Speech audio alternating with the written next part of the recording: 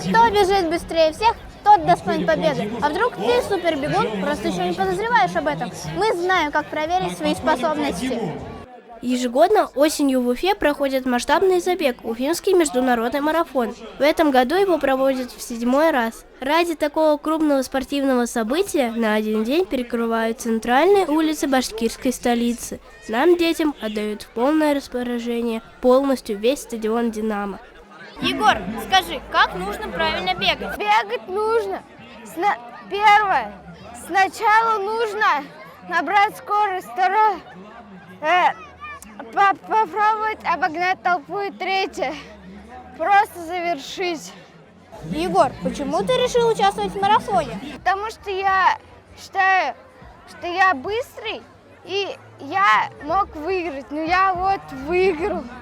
Как ты думаешь, бегать это полезно? Да, потому что у тебя ноги становятся крепче, и это тебе поможет в жизни. Ребята разделены по возрасту. Он определял то, на какую дистанцию вы пойдете. Чем старше спортсмен, тем больше метров ему нужно преодолеть. Всего 5 дистанций. Самый юный спортсмен бежал вместе с родителями. Ему исполнился 1 год. Но нам интересны уже опытные бывалые бегуны, кто принимает участие в этих соревнованиях ежегодно. Луиза, скажи, пожалуйста, что нужно делать, чтобы получить медаль? Надо стараться, тренироваться и успевать бегать.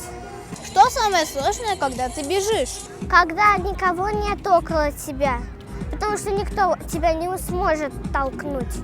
Вот так легче. А сложно, когда с тобой кто-нибудь рядом, и он может тебя толкнуть. Из-за этого ты упадешь.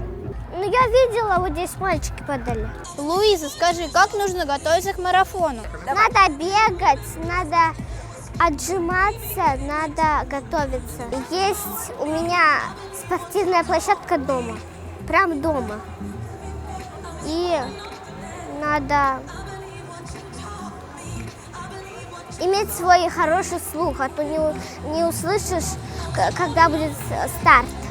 Каждый бегун, вне зависимости от времени, затраченного на преодоление дистанции, получил медаль и водичку. Одно приятно, другое полезно.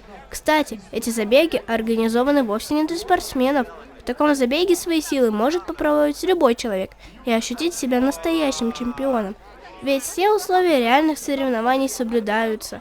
Это масштабное мероприятие, о котором башкирская столица гремит. Будь тоже на спорте. Самира Сидикова, Ильнар Бигов, специально для горы новостей.